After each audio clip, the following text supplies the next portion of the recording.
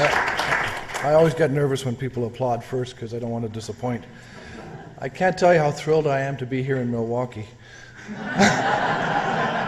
I say that deliberately because McMaster's actually in Hamilton, not Toronto.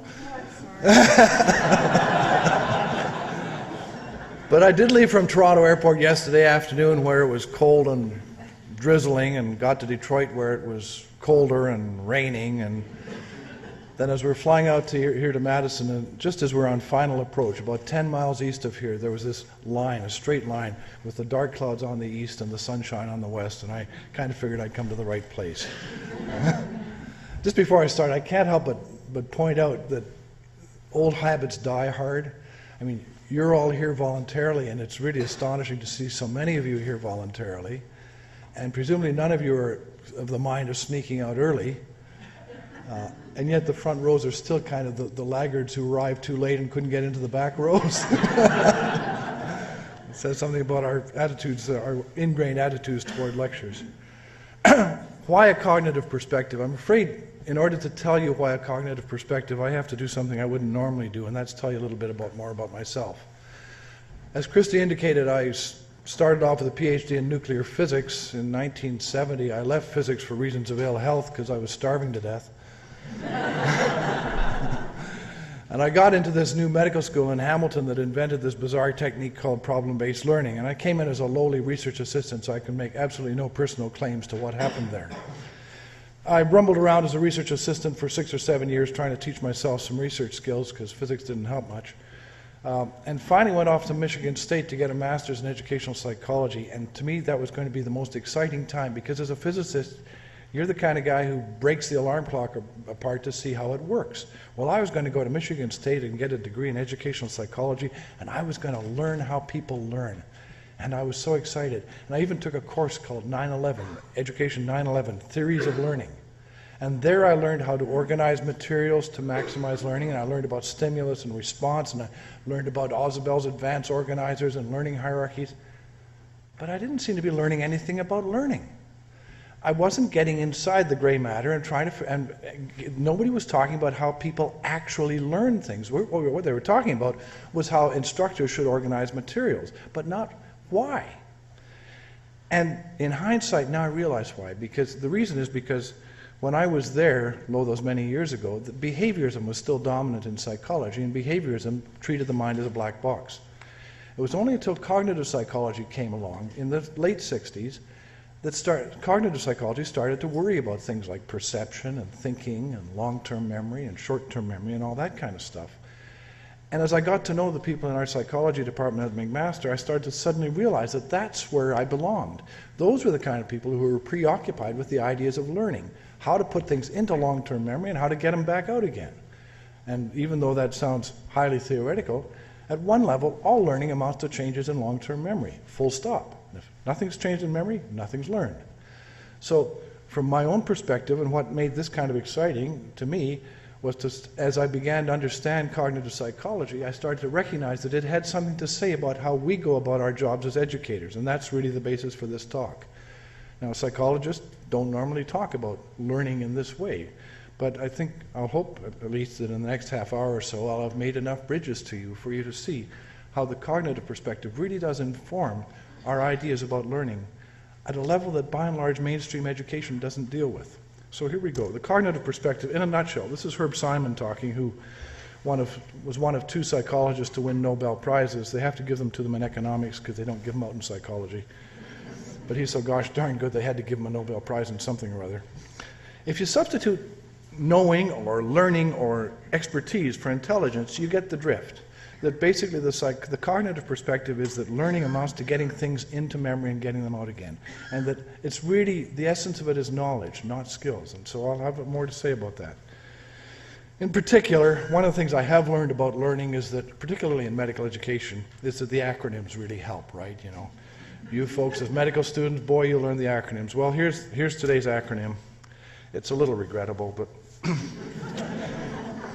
because what I'm going to be talking about is memory, how to get things into memory, and the kind of things which influence human memory which don't influence computer memory. And in particular, the role of understanding in human memory. and how critically important it is for our memories to understand as opposed to the ones and zeros in the digital computer.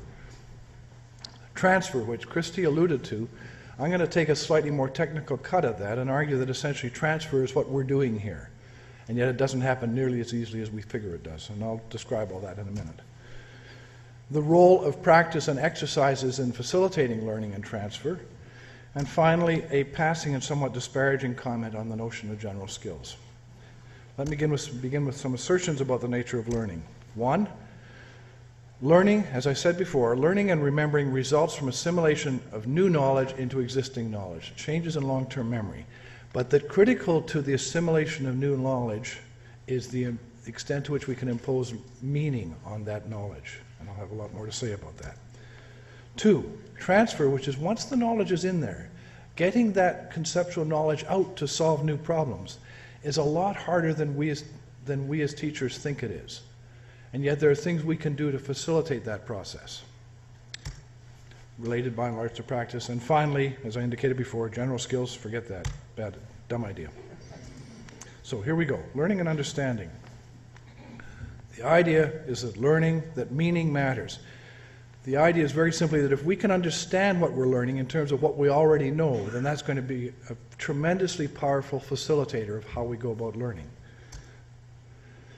But the second point is that I don't know what you know.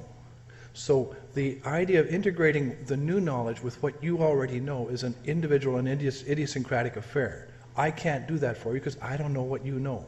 I can make some wild guesses, but I have to allow the learner time to do that because they have to be able to access their knowledge. Let me give you some examples. This is, as in high school, I only took 3 Shakespearean plays, Hamlet, Macbeth, and The Tempest, and this was one of them. This was my favorite soliloquy. We call this rote memorization, right? It's a really depressing story, that one. All life is a tale told by an idiot, full of sound and fury, signifying nothing. God, it's depressing. We call that rote learning, don't we? Let me argue, though, it's not really rote learning at all, that in fact there's an enormous amount of meaning in that passage that enables us to learn it. Let me, for example, take about half the words that are in that passage, reorganize them into grammatically correct sentences, but extract meaning out of some of those sentences. I suggest to you that it would take you probably twice as long to learn this paragraph that is half the length of the first one, because what I've done is extract meaning. Even though the words are still recognizable, the sentences are still grammatical. You know, Christy's looking at it going, huh? I'm not done yet. I'm a fan of World War II and spies and John le Carre and one-time pads where you take the individual letters and you reorganize them and then you group them into bunches of 5. So let's do that. Try and remember that. That's even harder, of course, because I've extracted more meaning out of it. But of course, I'm not done yet. I could also turn that into Cyrillic script or Hebrew or something like that, and it'd be that much harder again. Each time, all I've done is shorten the number of bits to make it easier for the computer, but shorten the amount of meaning to make it harder for us. And so I think it's a very convincing demonstration to the extent to which what we learn is so strongly influenced by how much meaning we can put on it. But the corollary to that is that I don't know what you know. It could be that you already had memorized the Shakespeare soliloquy, so it was no big deal to learn that in seconds. Let me give you an example of this to illustrate the point. This is one of the things out of a standard psychology book. It's kind of cute. You read it and you say, okay, I guess so. All right. I mean, there's no big words there. It's just a set of instructions as to what you're supposed to do something. But you can't quite get your head around what you're talking about, can you? It's just not quite hanging together. Well, now it is. The guys are still puzzled, but you know.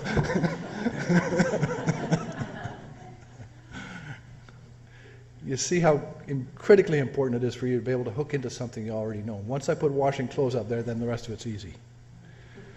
Well, that's a nice rhetorical device, but I'm supposed to be a scientist. What's the evidence? Evidence from two areas, primarily in chess. It turns out we know more about how chess players do their things than any other kind of expertise. Studies of chess go back to the 40s, and that's where much of the stuff came about. But then we sort of did some of it in psychology, in nephrology as well. So how do you get to be a chess master? Well, some speculations. One, learn the rules of chess, but that can't be it, because you can learn the rules of chess in an hour. You know, rooks do this, and queens do this, and knights do this only one at a time, and No, I mean, kings do that one at a time. Knights do that or something. There's the rules of chess. And white starts and black follows. So it can't be the rules of chess. That's not it. Even though, I mean, if you think about medicine, a lot of it is learning the rules. That's what undergraduates see as medicine. But in chess, that can't be the case. What we tend to think is that chess masters actually can think further ahead than we can. Many of us have tried to play chess. I did. I gave up. It was too much of a threat to my ego, which was pretty small when I was playing chess. It's bigger now. We tend to think that chess masters can think deeper ahead, far more moves ahead than us, or far broader, more possibilities. Turns out that's not right. They can't. They just think of better moves. The chess master can't hold any more in short-term memory than you or I can, but they have strategies to make it to work short-term memory more efficiently. In particular, one of the best ways to detect chess expertise, other than watching how many games they win, is to give them a mid-game position and let them look at it for 5 seconds. And this is a typical study, 5 to 7 second exposure. I think this thing's on a timer. 1001, 1002, 1003, 1004, 1005, I guess not. Can you please recall the position of the pieces?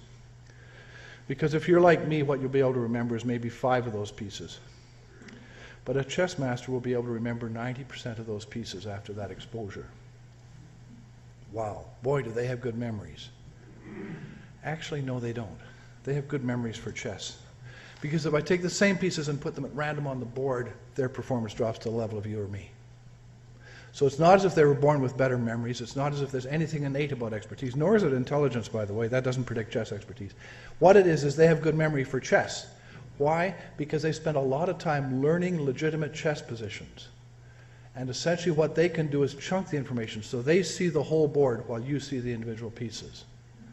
In other words, they can impose far more meaning on the board than you can. And as a consequence, that tremendously facilitates their memory.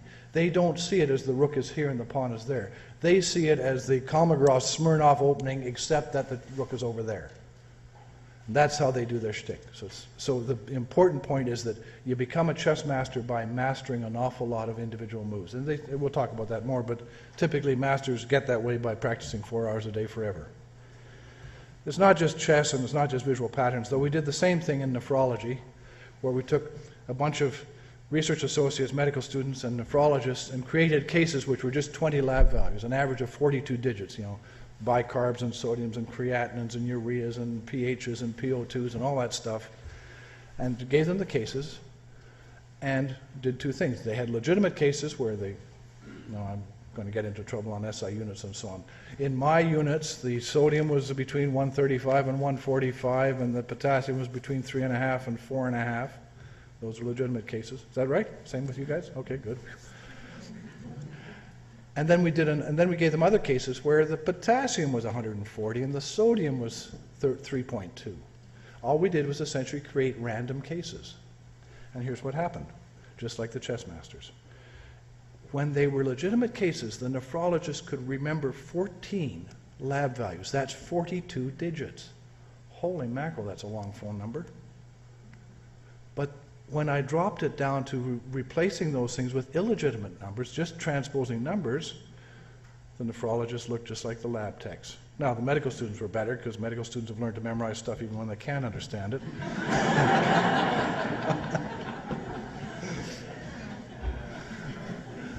But the point is that the nephrologists did that because those were typical patterns, and then they have strategies like the anion gap and the Henderson equation and so on that enable them to chunk the information.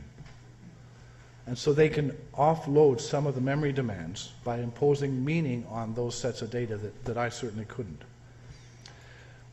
Which brings us to an interesting story. Have you ever pondered why those students are spending the 2 years in your program bashing off all that biochemistry and pharmacology and physiology? I know, because someday they may need it. But that's a kind of a weak excuse, because if we study doctors, rarely do they need it, honestly. Occasionally, and perhaps importantly, but rarely. But one of the thoughts we had is maybe what basic science is doing is helping students put meaning on clinical material. If you think about when docs use it, well, yeah, I admit that nephrologists and anesthesiologists and intensivists use basic science all the time. They really are applied physiologists. Also, you see other physicians, when they get their backs against the wall and can't make sense of it, they'll often go back to basic science. But maybe it's there in part to help students impose meaning. And so I had a student do a PhD with me, and this is just one of a whole bunch of studies, all of which showed the same basic findings. 4 neuromuscular problems, 4 broad categories: upper motor neuron, lower motor neuron lesion, neuromuscular junction, muscular. 4 broad classes of disease. One group of students learned the probabilities of symptoms and diseases, essentially the lists of symptoms and diseases. The other group had a basic science story as to why an upper motor neuron, what it was and how it worked. We then gave them a diagnostic test with 15 little cases and asked them to diagnose which of the 4 was right.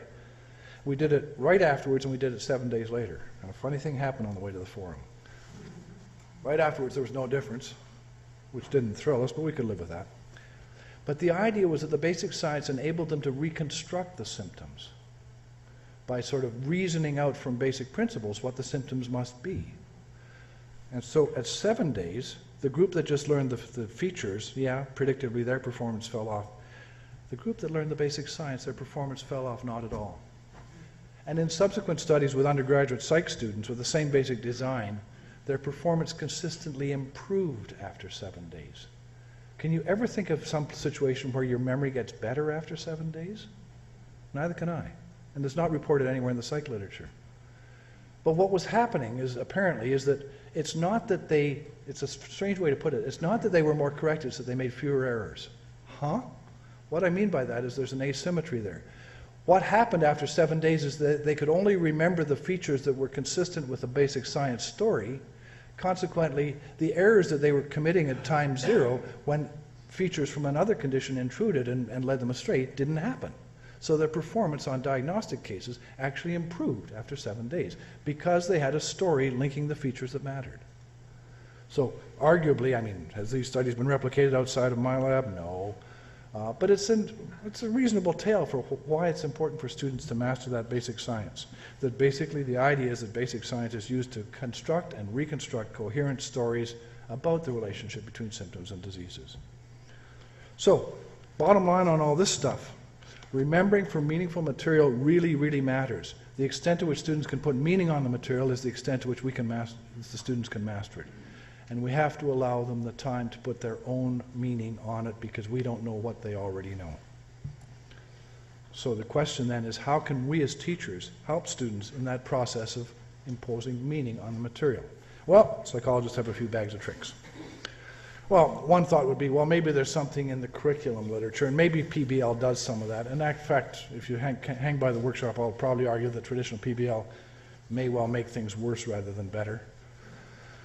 I say that with impunity because our school invented PBL, but we have a better way now anyway. And sure enough, the macro studies at a curriculum level doesn't show any convincing evidence that PBL does really very much in that regard. But at a micro level, the psychologists have done a few things that are awfully PBL-like, and that may actually indicate that in fact you can facilitate that imposing of meaning through using problems. So, one study very simply says, okay, let's take a bunch of psychology students, give them a bunch of problems to solve. One group, we say, try to solve the problem. Typically, they don't get there. Only about a quarter of them manage to get the solution. The other group, we say, here's the problem and here's the solution. We want you to remember the problem and the solution so you can use it to solve new problems. And then we test them. And what happens is that the group that tried to solve the problem unsuccessfully actually outperforms the other group who were just told, here's the solution, remember it. One possibility.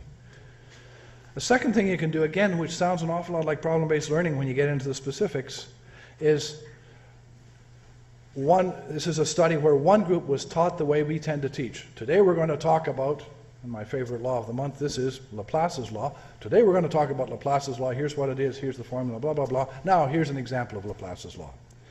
The other group said, let's talk about a patient who's starting to get into heart failure. Now, you can see what's happening there is that, in fact, the left ventricle is getting bigger, and as the Laplace's law emerges from the problem. And what you find is that these are something called reversal errors, but the bottom line is, if you flip it, what you find is that the embedded group, the group where it had the principle embedded in a problem, had considerably, about almost half as many errors as the group that learned the principle and then saw a problem as an example of the principle. Finally, imposing meaning amounts to getting a hook on analogies. You know, if you think about the number of times you use a metaphor, and how many times you say, oh yeah, now I get it, this is like that. And that is something you already know, and as soon as you recognize that this is like that, then you know what this is all about. And so the idea of metaphors is tremendously powerful.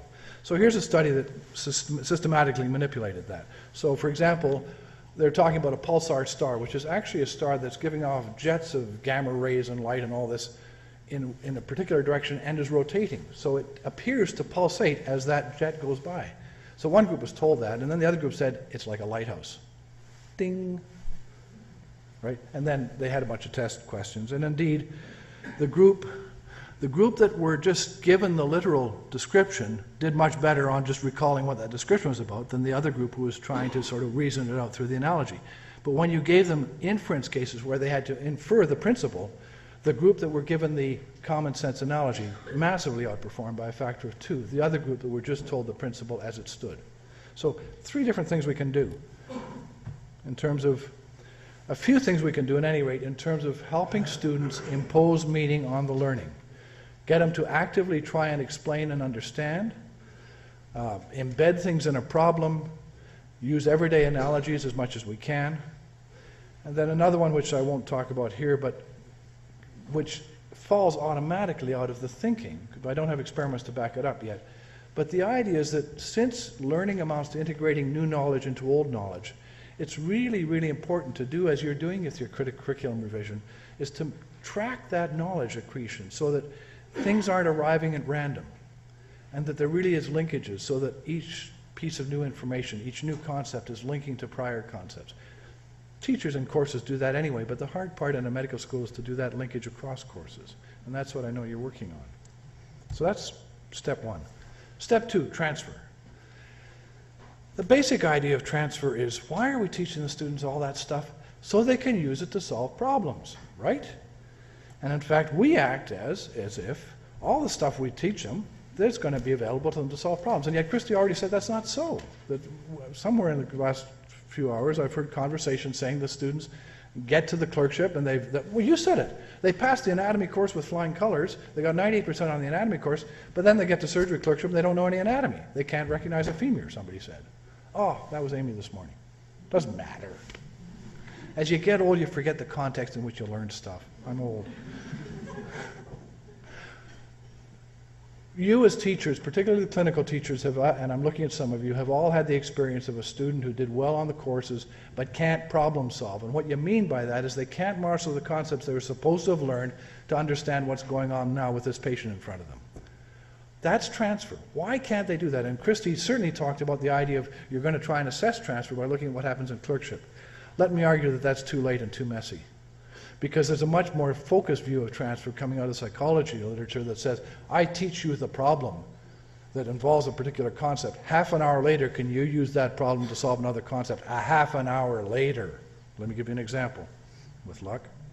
Here's one of the classic problems. It's the fortress problem. What you've got is a fortress in the middle of a country. There's a bunch of roads radiating out from it, kind of like the Arc de Triomphe. And you can only put so many soldiers on one road, and you can't put them between the roads because all the land is mined.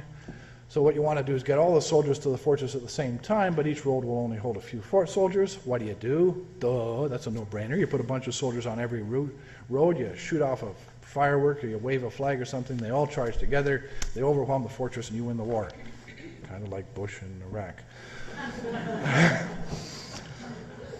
Moving right along. When you think about it, if the deep structure of that problem is essentially you've got multiple pathways radiating out from the center, right? So this problem, which is a standard radiation oncology problem, but actually goes back to before radiation oncology existed as a discipline. You got a tumor in the center of your stomach, you want to burn the tumor out, but you don't want to kill the surrounding healthy tissue. What do? You hit it with X-rays or gamma rays from various directions. Multiple simultaneous pathways, right? Right. Same problem, right? Right. You teach students the first problem, and a half an hour later you give them the second problem. Their chances of solving it ranges between 10 and 30%, study after study. Huh? Why is that? Because they don't see it, the first one, as a multiple simultaneous pathways problem. They see it as a fortress and an army problem. And the surface context is so gosh darn memorable compared to the deep structure, which they may never get to. Furthermore, they see the second one not as a multiple pathways problem, but as a tumor problem, an X-rays and tumor problem. And they never see the overlap. What you've got to get them to do to see the overlap is to get them to the deep structure. And we don't do that naturally. We really don't. Right? Well, obvious thing, so why not just teach them the deep structure? That's what we good teachers do. We teach them the principle, we teach them the law, and then we give them examples. See, we've done our job. Well, no, sorry, not quite. Because it turns out that that's, as Brian Ross did, who did some studies on these things, the principle is understood in terms of the example. I mean, there is actually, I don't know if I have the slide or not, there's actually really solid evidence that when we think, there's MRI evidence that when we think along two different pathways that reside in different parts of the head. One is quick and unconscious and concrete. On an evolutionary scale, it's millennia before the second one. The second one is the one that we pride ourselves in, the logical, slow, analytical, careful, reasoning it out from basic principles kind of thinking. The one is quite literally right brain, the other is left brain. They have been shown to have different pathways. They respond physiologically. One loads on short-term memory, the other one doesn't, etc. Bottom line being, it's a lot easier for us evolutionaries at an evolutionary level to remember concrete stuff like the fortress or the tumor than it is to remember the abstract concepts underlying it. Hence, students, unless they're directed towards the underlying concepts, never get there and can never use the knowledge we've taught them to solve new problems. Solution, practice, practice, practice. You know, the old line, tourist in Manhattan, how do you get to Carnegie Hall? Practice, practice, practice. Oh, forgive me. I'm sorry, I couldn't resist. Some studies. One study, the effect of multiple examples versus simply teaching the principle and giving them an example. Two studies along those lines. Second, the importance of just using everyday analogies, what I referred to earlier, but in terms of transfer now. So, the impact of multiple examples with different contexts where students have to actively pursue the deep structure as opposed to teaching them the deep structure and then giving them a problem. Gentner, a bunch of MBA students, a problem called contingent contracting. The specifics don't matter. One factor that was manipulated was you have two examples where you have to find out the concept because it's implicit, or I teach you the concept and then give you an example. The second is whether they're on successive pages or they're side by side on the same pages, and you have to actively compare and contrast versus read them in succession. Look at these data. If I teach you the principle, then give you an example on the next page, you get 20% transfer. 20% transfer right afterwards, 20%. If I teach you the concept and then get you to explain the example from the concept, 40%, again, factor of 2 already. If I give you two examples on successive pages and get you to say why are those examples of the concept, 40%. But if I give you two examples and say side by side, what is the deep structure of those two examples? What makes those two examples the same? 60%. Can you imagine running 4 sections in your course where all you do is manipulate the sequence in which things occur? You keep the time constant, the number of lectures constant, and one section gets a final exam score of 20% and another one 60%. Holy mackerel, that's a huge effect. And it comes about with everything controlled in terms of the materials and the time and all that jazz, stuff that's experimentalists always do. So multiple examples, active comparisons really matter. Here's another study which I'll go through quickly, but the bottom line is the same. Look at, we've got it 50% in the best group where it's 2 examples, compare and contrast, and in the other groups where you're not using 2 examples or you're not comparing, you're down to 20% or 15%. Again, a factor of 2 or 3 simply by 2 examples, compare and contrast. Wow. Well, I did mention Laplace's law. Gee, I like Laplace's law.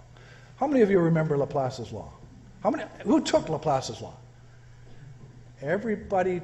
No, not everybody. Actually, I think all of you took Laplace's law, if you're physicians.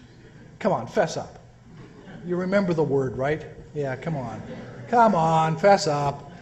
Can anybody tell me what Laplace's law is? Huh? Displacement? Nope. You lose. Surface area versus tension on the wall? You're getting warm, but not quite. Laplace's law actually is the relationship between the tension in a cylindrical vessel or a spherical vessel and the pressure difference and the radius. And it says that the bigger the pressure difference, no surprise, but the bigger the radius, the more the wall tension. It's a simple formula, but on the other hand, it doesn't really make any sense. How can that be? Well, I'm about to teach you Laplace's law so that regrettably you will carry it to the grave with you. Here we go. I'm going to give you another example, though. This is the weight and string problem, and you'll be happy to know that this is the kind of crap I had to do as an undergraduate. It actually seduced me into physics. God knows why. That if you have a weight hanging from a string, that the tension in the string is the weight divided by 2 times the sine of the angle that's intersected there. What that means, though, I mean, forget about the formula, it doesn't matter. What that means, though, is if you think what's going on, if I'm holding that weight there, and I start to pull the string horizontal, the tension goes up and up and up and up and up, and I can never get the string horizontal because that would require infinite tension. Basically because there's a little vector thing there that I have to get enough of the vertical component of that tension to support the weight. But you can imagine very easily, it's common sense. As I pull the string apart, the tension goes up and up and up, and if I'm strong enough, the string breaks, right? Even though it's the same weight. Now, what's that got to do with Laplace's law? Put them side by side. You think about the large radius vessel, and that's like having the string a way out. You think about the small radius vessel, and that's like having the string up like this. And so the basic analogy is simply that as the radius increases, that's like having the string get more and more horizontal, and the tension goes up even though everything else has remained the same. That's why with cardiomegaly, which is what you learned at around, as the left ventricle gets bigger, the radius is increasing, it takes more muscular force to push the same amount of blood. But it also applies to aortic aneurysms, and it also applies to appendicitis, and for that matter, it also applies to the fact that a Band-Aid works better on a finger than it does on a wrist. That's all Laplace's law. Right? Now you understand Laplace's law. So day wasn't a complete write-off. We actually did a study where we had Laplace's law, right-heart strain, and Starling's law. We came up with an everyday metaphor for each one of those. Starling's law, I can never remember the 2 axes, but it does that, right? It turns out that the metaphor was a ballpoint pen spring. Everybody has had the experience of taking the spring out of a ballpoint pen and you stretch it and it goes back, you stretch it some more and it goes back, you stretch it some more and it goes bleh. Right? So that was, and then for right heart strain it was a lawn sprinkler, and the more back pressure you have, the less water comes out. Anyway, one group got the mechanical with the biological explanation, the other group got the biological explanation. Everybody, the time was controlled, all that stuff. And again, a factor of more than 2 in terms of whether they could explain the new diagnostic problems in terms of those principles. Simply because they understood them better because of the use of the 2 examples. So, transfer can be facilitated primarily by getting students to engage in the deep structure. One way to achieve that is to give them multiple examples and say what's common amongst these examples. A second way is active comparing and contrasting. These are all effective strategies, far more effective strategies than simply doing what we tend to do, which is, today I'm going to teach you a t-test, now here's a t-test problem. Right? What that's saying then is that practice matters. Carnegie Hall example is right. So, critical to learning for transfer is the idea to see the concept arrive in multiple contexts, multiple examples. Should we be worrying about how to engineer the examples now? Well, yeah. Let me give you an example. I teach statistics, not very much, but well, interestingly, I teach statistics to medical students and to undergraduates. The undergraduates a full course, the medical students it's 1 lecture. That was my choice. We can talk about that later.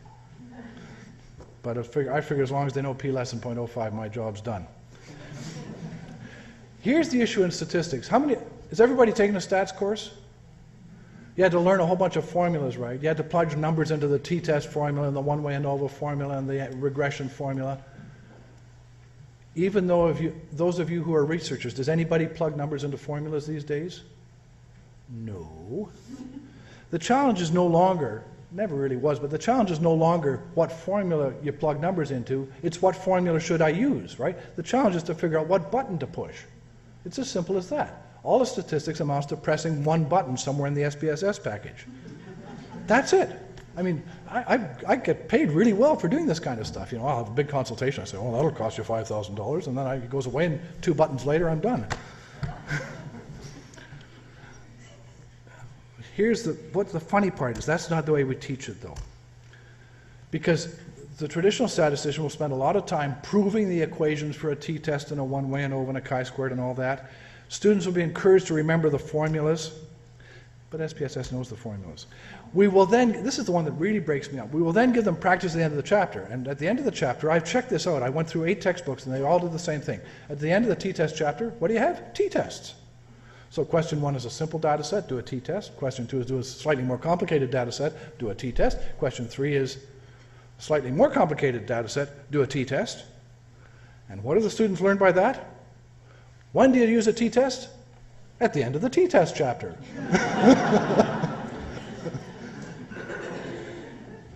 The solution is getting somewhat obvious, right? You got to mix them up. But we never do.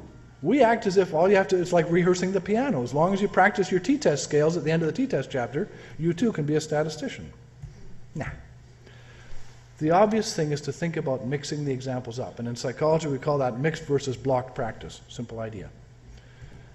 The second thing you can do, and we'll get to that, is the idea of distributed versus blocked practice. And I have an explanation for your 2% in the latter phenomenon.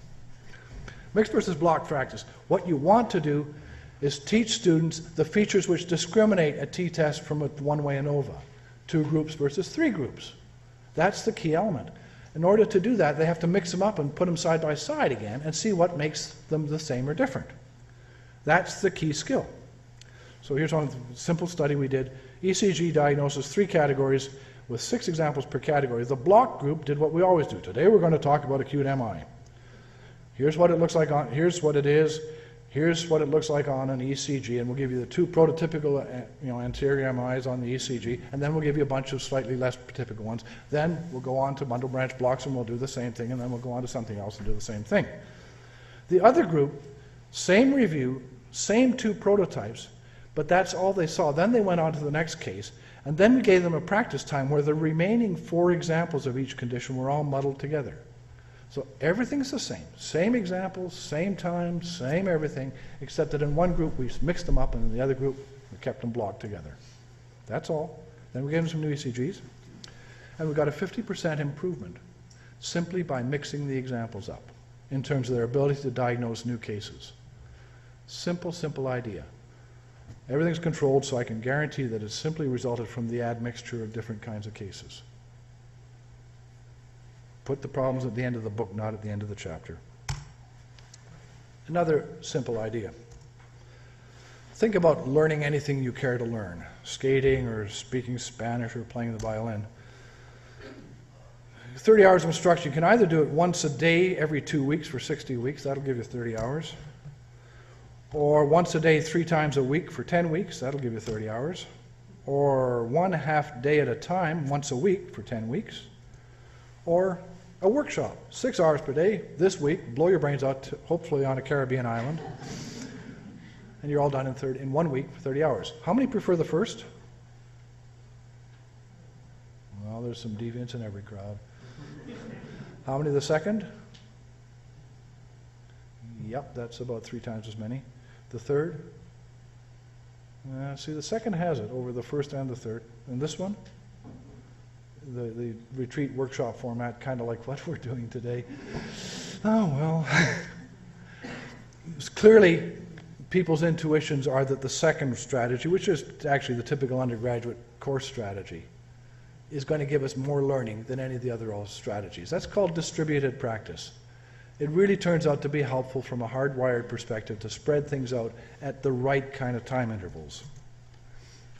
And so in the jargon, it's mass versus distributed practice. Here's your 2%, ma'am. Because remember, what your students were getting in the old curriculum was mass practice. We gave them a block of instruction, then we gave them a test. Then we gave them another block of instruction, we gave them a test. We gave them another block, we gave them a test. This time you waited for 4 weeks, 6 weeks, 5 weeks, and then gave them a test. Well, first of all, you got forgetting going on. But second, this data, I think, images exactly what's happened. The blocked practice group, if you test them right afterwards, they do pretty good. The mixed practice, the distributed practice doesn't do nearly as well if you test them. But if you wait a while, oh, and furthermore, these folks will be a lot more confident than these folks. They're really sure they learned it because they've mastered it. You know, they learned it, they blew their brains out. That's it. Sort of a bulimia theory of learning. Suck it all in, barf it out. But what happens, you see, is a week later, this group's performance has fallen off by more than a factor of 2, whereas the group that learned it in distributed practice, nothing's fallen off. So your 2% could simply reflect the fact that you've delayed the test time, and in fact, if you were to test last year's group at the end of the 5 weeks, they would probably do worse than this year's group.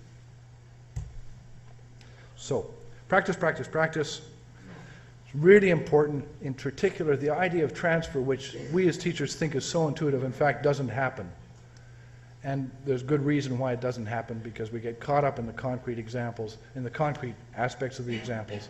What we have to do is break students out of that by getting them to look at the deep structure, and one way to achieve that, a number of ways to achieve that involve mixing up the practice, involve putting examples side by side. All of them involve multiple examples. Key ideas. Let's go on to another one. However, having said that, is becoming a doctor just a matter of learning to apply the rules?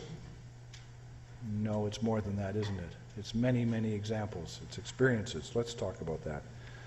How do you get to be a chess master? The answer? You take 10 years out of your life, and then you too can be a grandmaster in chess. All you have to do is take 4 hours a day for about 10 years, which equates to about 10,000 hours, and then you'll be a chess master. So just start now and you'll be fine. Turns out chess masters get that way because they do 4 hours of deliberate practice with the books, not with other chess players, with the books. Every day, 7 days a week. And this is what it looks like. There's a bunch of 15-year-old chess players. 10 years later, they're still on the increased side of the curve. 20 years later, they finally kind of asymptote. More than 10 years. I lied. 20 years. I'm toast. Now, I mean, of course, for somebody like me, this part of the curve is particularly worrisome. It turns out that's not because their neurons are getting fried. It's because they're getting fed up with the practice. Because in order to maintain that competence, they've got to keep at it 4 hours a day. And boy, that's pretty mind-blowing. You really got to want to win in order to do that. And so as they get older, they just don't practice as much. But the point is, anybody can be a chess master. All it takes is 10,000 hours, so they say. What about violin playing or piano? Same thing.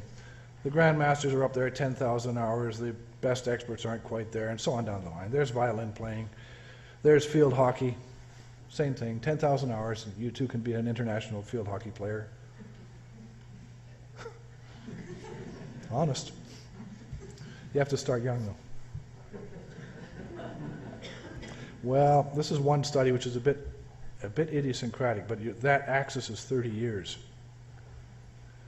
It's idiosyncratic because the cases that these docs were given showed a photograph of the patient, a chief complaint, and some past family sort of story, occupation and stuff like that.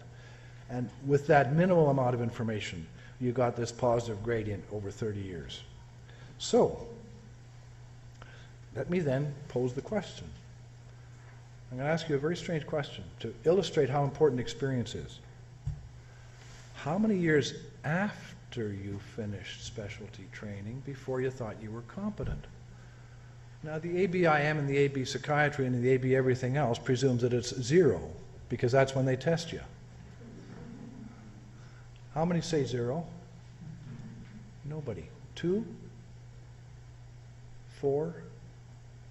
5? 6? 10? Okay, yeah.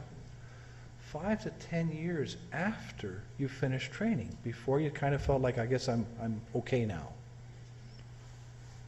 Interesting thing is, so what were you doing in those? Oh, here's another one. So you do move to Milwaukee. You got to find a new doc. You're given a choice between the first doc who finished his residency last year, was in the top 5. Oh no, I'm sorry. This is a slightly different frame. I used to have a family doc. You're looking for a consultant. You've moved your practice to Milwaukee. You're looking for a local consultant in cardiology. You got one person who finished in the top 5 in the U.S. on the cardiology, Royal College exams, slightly national bias there. The other wrote the exam 10 years ago and was in the top 3rd. How many of you select the first cardiologist as a consultant? And the second? Works every time. So the question is, it can't be that it's applying the rules, because all the evidence is, and I'll show you some, is that the more you're away from residency, the worse you are at applying the rules. And yet, none of you picked that person who just graduated who would be the best at applying the rules. My argument is that essentially what's happening is that with the 10 years of experience, you're essentially getting more and more examples, and that it's matching to the examples that helps you do your job. In other words, what does a clinician get from years of experience? Years of experiences. I'm now going to make the argument out of some psychological theory about what those experiences are actually doing. Sorry. What I'm going to do, but first I will of course appeal to your sense of wisdom. So first let me show you a very difficult diagnostic task where there are 2 classes of animals here, and I want you to see if you can tell them apart for me. So a few of you, has anybody seen this before? Okay, you have. That's good. 1 out of 150 I can stand. Can you please tell me what the 2 classes of animals are? Dogs and cats. Well done. Congratulations. There's always an anatomist who says, well, they're all mammals. Okay, so then you'll have no problem telling me the features you use to distinguish between dogs and cats. Cats meow and dogs bark, but that was silent film. Anybody? Eyes? Oh, you got there. There's a smart person in the crowd. Cat's eyes are like this and dog's eyes are like that. People always say whiskers. I point out that I have whiskers, but I'm not a cat or a dog. Ears? No, sorry, won't make it. You got to deal with everything from floppy bloodhounds to pointed German shepherds. Size won't make it because you got to deal with lions and tigers. Huh? Shape of the pupil. Yeah, that's right. He said eyes, though. The shape of the pupil. Cats' pupils are like this. Dogs are like that. That does it. But there's another feature that you're missing.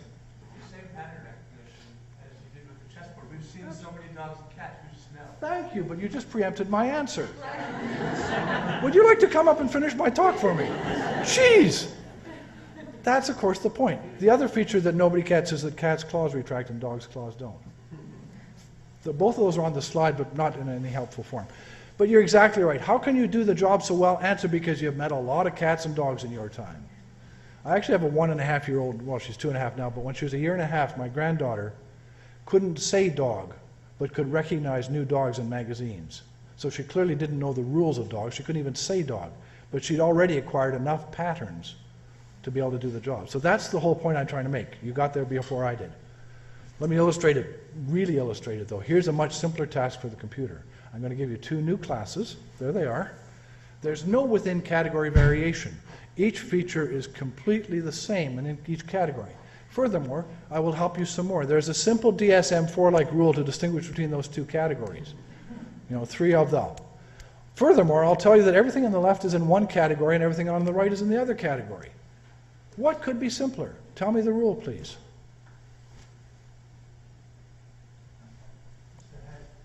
Nope. If you'll see, if it's the head, then you'll always find something with a deviant head. Like that one has the wrong head. Huh? Tail? No, sorry, that one has the wrong tail.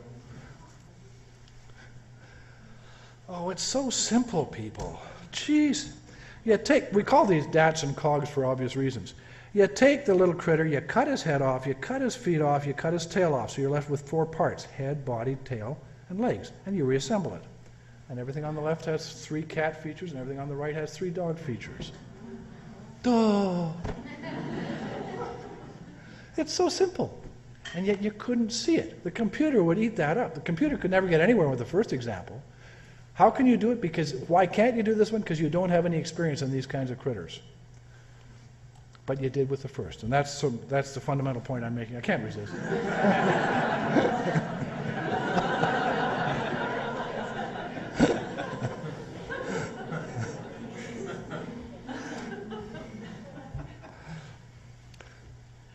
Basic idea. This is actually hooked into two kinds of theories in psychology. One is called dual processing model, which says that there really are two kinds of processes. One which is called system one thinking, which is rapid, effortless, and gets to accurate recognition. You're not aware you're retrieving it. You don't know what you did to think that that was a dog. It's a dog because it looked like a dog. That's a chair because it looks like a chair. That's a table. How do I know that? Because it looks like tables. And that resides in one part of the brain. There's another kind, the kind which we prize, which is logical and analytical and slow and feature by feature, and it's actually more error prone. But it's a lot harder work. And that's called system two thinking. But that describes the nature of the thinking. What's fascinating is another theory in psychology which describes the actual what's in the memory. And the argument is that essentially, as you go through the world, whether it's the everyday world or the medical world, those individual examples that you acquire are available to you. They are sitting there individually in memory. Not veridical, not exactly like you originally saw them, but the individual examples don't get averaged and clumped into prototypes. They're still there. And so the basic idea is that when you say that, my favorite diagnosis to illustrate this one is the diagnosis sick. Every ER doc better be able to recognize sick. What chapter of Harrison describes sick? What are the signs and symptoms of sick? But by God, you've got to know it. And how do you know it? Because you've seen a lot who are sick and a lot who aren't. And you've got to be able to tell them apart, even though you can't describe how you got there. A family doc recently told me about a kid, I hope I get this right, who came in looking like he had just another ho-hum upper respiratory infection. So he sent the mom home, and then a half an hour later he had an insight. And he called the mom and said, get that kid into the emergency room now. He had uveitis, is that right? Basically, tracheitis, that's exactly right. He had tracheitis, so they had to get him in quick before he suffocated. 2 other kids in that practice subsequently died because nobody moved fast enough. When you asked him why he had that intuition, it was that. He said, I don't know what caused me to trigger that one. But somehow after she left, I thought, this just doesn't feel right. And it was that kind of feeling process. So the argument is that, in fact, what you're doing is retrieving on individual examples that are still there. How do we prove it? I'm conscious of the time now, but we prove it basically by, we can't ask you about your experiences because you're not aware of them. But we can show the impact of your experiences. So what we do in this simple example is we train a bunch of folks up to learn the rules of dermatology and practice the rules. We then give them some training examples. And one group learns contact dermatitis on a chin and lichen planus on a forearm. The other group learns lichen planus on a forearm contact dermatitis on a forearm and lichen planus on the back of a hand. We then give them this. And even though the rules are in front of them, and very clearly you can have contact dermatitis anywhere, if you saw contact dermatitis on a forearm, you called it contact dermatitis, and if you saw lichen planus on a forearm, you called it lichen planus. Even though the rules were in front of you and the rules said very explicitly that ain't going to help you, that prior example was so seductive. Did the same thing with ECGs. This was so dramatic. This was such a wild study that the woman who did it, Rose Hadla, left the data in her bottom drawer of her filing cabinet for a year. She said, this will never work. Then she dragged it out and it worked. We taught a bunch of residents and clerks a review session on ECGs. In part, 4 of the 11 ECGs they were practicing were manipulated. So one group saw the anterior MI as a middle-aged banker with chest pain, the other saw it as an elderly woman with chest pain.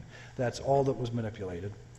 Then at test, we gave them a left bundle branch block, which I'm told looks like an anterior MI, with a middle-aged banker. And 3 other examples like that. And what you found was that if you saw the anterior MI during the review, if you saw the anterior MI with a banker, you were half as likely to pick it up as a bundle branch block. You were more likely to call it an anterior MI, just because it was a banker. Now, can you imagine the resident at morning rounds and the staff person says, why did you admit that guy with an MI? Don't you know he had a bundle branch block? And the resident says, well, yeah, but you see, he was a banker. And a couple of weeks ago, I saw this other banker.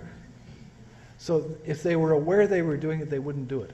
Interestingly, the clerks didn't fall for it because they were so preoccupied with measuring the height of the ST segment and looking for the T wave and all that sort of stuff that they never processed the clinical information. So let me sort of pause at this point.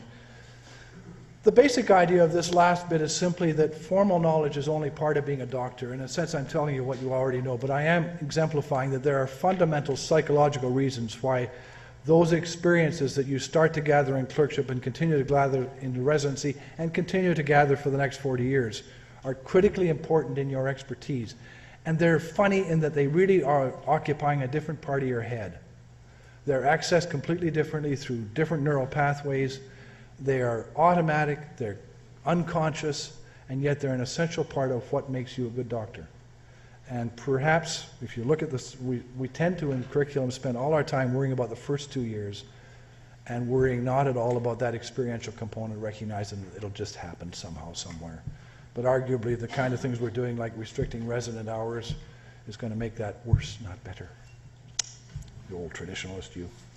So, implications for teaching, that the examples really, really matter, both because they help you transfer the basic concepts and also because it's adding to your storehouse of exemplars in doing the other kind of reasoning. Skills. What happened to skills? Forget it. Anytime we look at skills, even communication skills, across problems, the correlation is 0.1 to 0.3. The notion that you become an expert by acquiring general skills, critical thinking, clinical reasoning, communication, self-directed learning, self-actualization, blah, blah, blah, blah, blah, blah, doesn't wash. So, bottom line, the argument from the cognitive literature, human learning is critically sensitive, amounts to integrating new knowledge with what you already know, and meaning is critically important to achieving that. Transfer, using all those concepts that we spend all the time teaching students, is a lot harder than we as teachers think it is. It's not effortless by any stretch, and it doesn't happen often. But we can do something about it by engaging the students in actively learning, by embedding the concept in familiar analogies and in problems, and critically by enabling the students to practice with multiple problems to see what the concept underlying those problems are. So wrap-up quote, thinking depends on specific context-bound skills and units of knowledge that have little application to other domains. The case for generalizable context-independent skills that can be trained in one context and transferred for other domains has proven to be more a case of wishful thinking than hard evidence. And the problem-solving difficulties of novices can be attributed largely to the inadequacies of their knowledge base, not to limitations of their problem-solving capabilities. And really, that's what we've been talking about. The end. Goodbye.